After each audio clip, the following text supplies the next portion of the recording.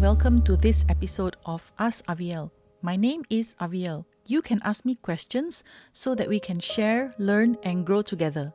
Today, I want to talk about fire, or in Hebrew, ash. Fire releases heat. Flames are visible, giving light. The fire of God is part of His judgment. In Genesis 19, Adonai rained sulfur and fire upon Sodom and Gomorrah from Adonai out of the sky. Behold, the smoke of the land ascended like smoke from a furnace. God destroyed the cities of the surrounding area. In Leviticus 10, Aaron's sons, Nadab and Abihu, each took his own censer, put fire in it, laid incense over it, and offered unauthorized fire before Adonai, which he had not commanded them. So fire came out from the presence of Adonai and consumed them. So they died before Adonai. 2 sons of Aaron the high priest offered unauthorized strange fire, and it ended in death. Worship cannot be counterfeited or done in our own way. It is an abomination to the Lord. We have to worship God in the way He has specified. Only God can teach us what true devotion and worship is. If worship is not carried out to sanctify God's name, it is profane fire and will ultimately end in death. Numbers 11. The people were murmuring in the ears of Adonai about hardship, and when Adonai heard, his anger burned. The fire of Adonai blazed among them, ravaging the outskirts of the camp.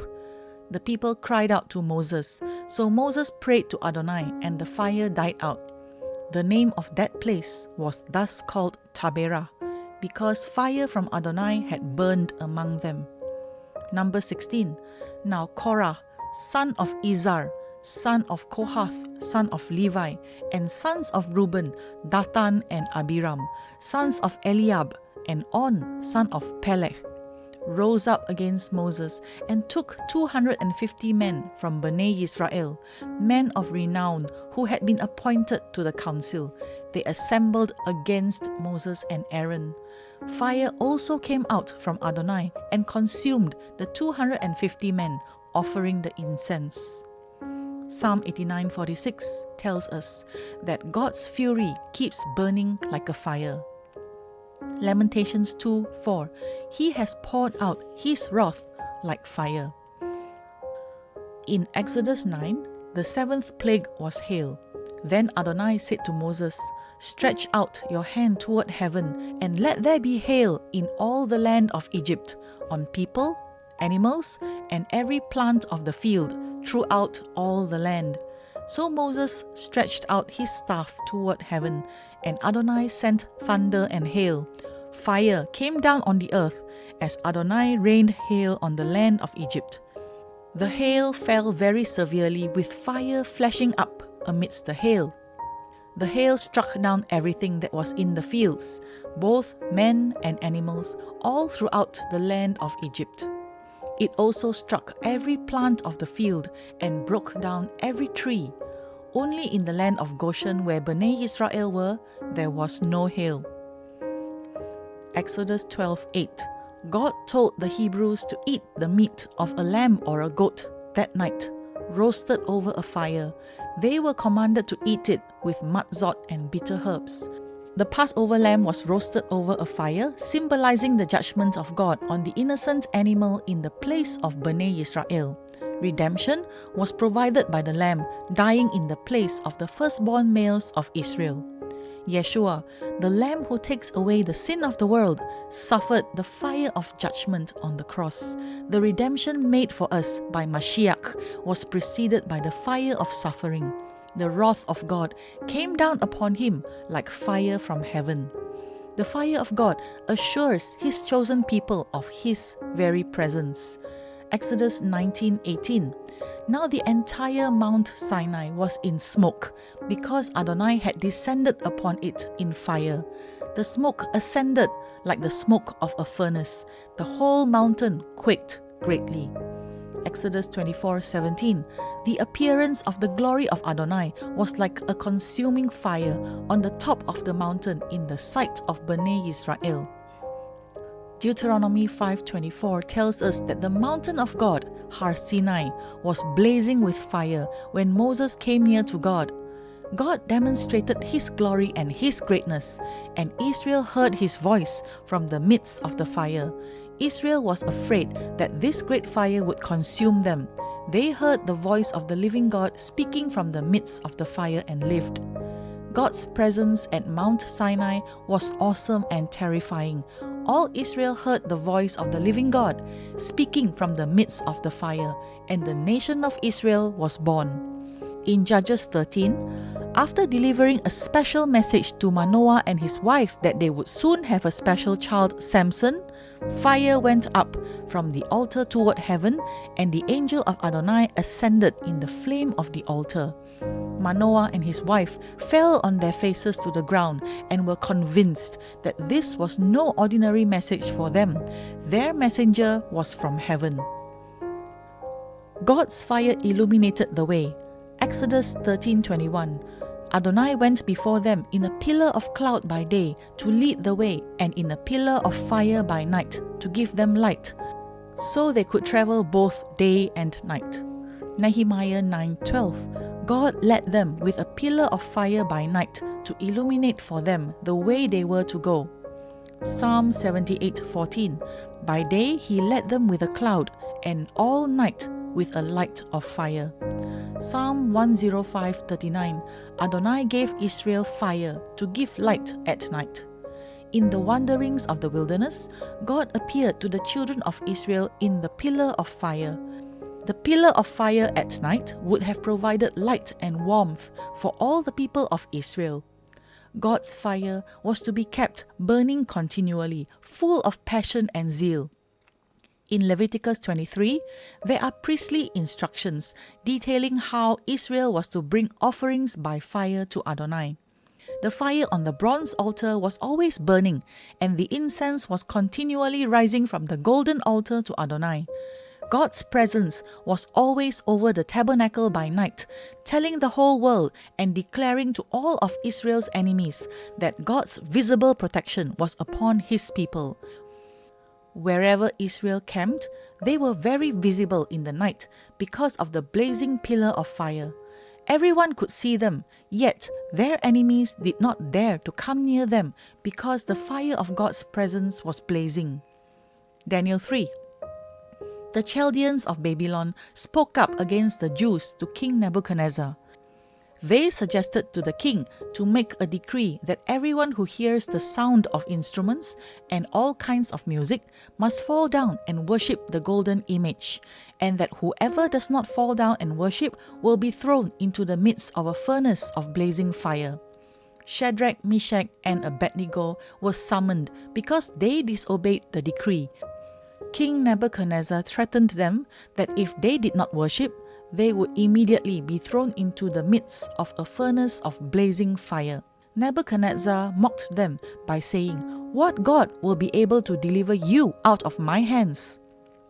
Shadrach, Meshach, and Abednego refused to answer the king concerning the matter and insisted that the God whom they served was able to save them from the furnace of blazing fire. Nebuchadnezzar was filled with rage, and he ordered the furnace to be heated 7 times hotter than it was normally heated. The men were bound and thrown into the furnace of blazing fire. The furnace was so extremely hot that a raging flame killed those men who carried up Shadrach, Meshach, and Abednego into the midst of the furnace of blazing fire. King Nebuchadnezzar saw 4 men walking about, unbound and unharmed in the middle of the fire, and the 4th had the appearance like Lebar Elahin, the son of God. Nebuchadnezzar then commanded Shadrach, Meshach, and Abednego to come out. So they came out from the middle of the fire. Everyone saw that the fire had no effect on the bodies of these men. They were not scorched, nor was there a smell of fire on them. In 1 Kings 18, Elijah called for all Israel to gather at Mount Carmel, together with the 450 prophets of Baal and the 400 prophets of Asherah. Elijah challenged the people to make a choice whether they wanted to follow Adonai or Baal. he challenged the prophets of Baal to prepare an altar of sacrifice with a bull cut into pieces, while he also did the same. Elijah told them to call on the name of their God, and then he too would call on the name of Adonai. The God who answered with fire would demonstrate himself as God. All the people agreed. The false prophets called on the name of Baal from morning till noon, crying to Baal to answer them, but there was no voice. No one was answering. They also danced, leaping around the altar that was made. When it was about noon, Elijah mocked at them to shout louder, so the prophets shouted even louder and cut themselves with swords and spears until the blood gushed over them. When midday was past, they kept prophesying ecstatically until the time of offering up the evening sacrifice. But there was no voice, no one answering, no one paying attention. Then Elijah repaired the damaged altar of Adonai. Elijah took 12 stones, like the number of the tribes of the sons of Jacob, to whom the word of Adonai had come, saying, Israel shall be your name. And with the stones he built an altar in the name of Adonai. Then he made a trench around the altar. He put the wood in order, cut the bull in pieces, and laid it on the wood. Then he said, Fill 4 jars with water, and pour it on the burnt offering and on the wood. This was done 3 times, so the water ran around the altar, and he also filled the trench with water. Elijah the prophet called upon Adonai, God of Abraham, Isaac, and Israel, to let it be known that he was God in Israel.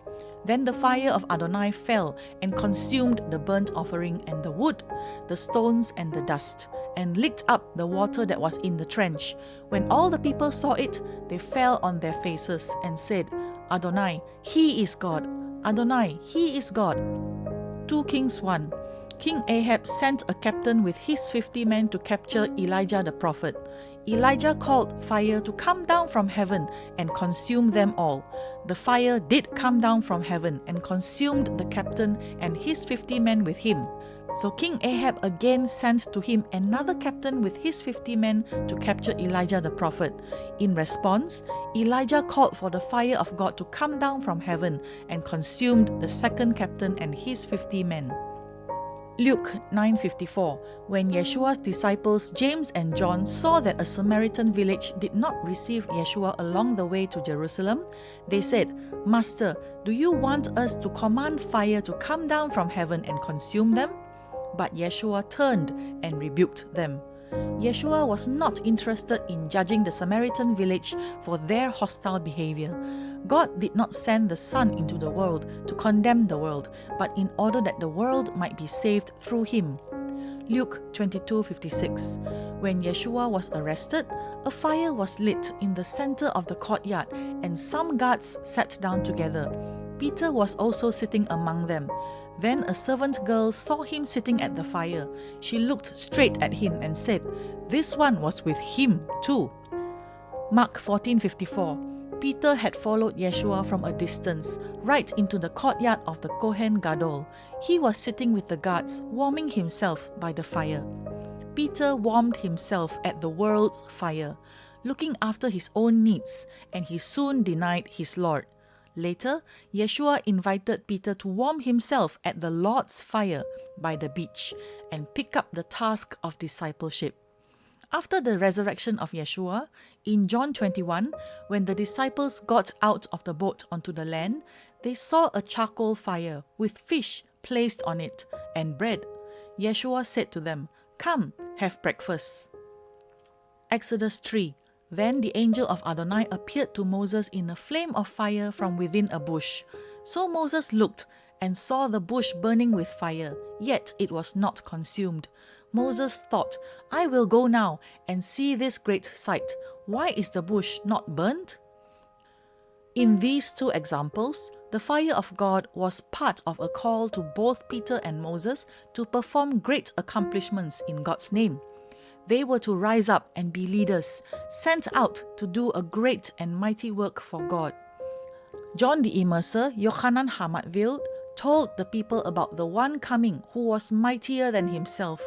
His winnowing fork would be in his hand, and he would clear his threshing floor and gather his wheat into the barn. But the chaff he shall burn up with inextinguishable fire. This mighty one would immerse believers in the Ruach HaKodesh and with fire. This was fulfilled in Acts 2, when tongues like fire spreading out appeared to the people and settled on each one of them. They were all filled with the Ruach HaKodesh and began to speak in other tongues as the Ruach enabled them to speak out. The fire represents the Holy Spirit Ruach HaKodesh. The Holy Spirit fell on the first disciples with tongues of fire and other languages, the birth of the called out assembly of God. The fire of God reveals His glory. 2 Thessalonians 1 says that the Lord Yeshua would be revealed from heaven with His mighty angels in flaming fire. Revelation 1:14, the glorified, exalted Yeshua has eyes like a flame of fire. The full glory of Yeshua's coming will be revealed in fire. The fire of God reveals the work of believers. 1 Corinthians 3:13, each one's work will become clear, for the day will show it, because it is to be revealed by fire, and the fire itself will test each one's work, what sort it is. God will test the work of believers to reveal what kind of work it is. Fire will destroy wood, hay, and straw, but not gold, silver, and precious stones. Our tongues are like fire, able to devour and burn. James 3:6. And the tongue is a fire. The tongue is a world of evil, placed among our body parts. It pollutes the whole body and sets on fire the cause of life, and is set on fire by Gehenna. The fire of the tongue has been used to burn many. We are told, sticks and stones may break my bones, but words can never hurt me. This isn't really true. The bitter pain of a word spoken against us can hurt us for a lifetime, long after a broken bone has healed. Revelation 20 talks about the lake of fire, where the devil who deceives the people will be thrown into the lake of fire and brimstone, where the beast and the false prophet will be. As we can see, fire is a very important element in the scriptures. Thank you for joining me. I pray that this message inspires and challenges you. God bless you and your family. Shalom.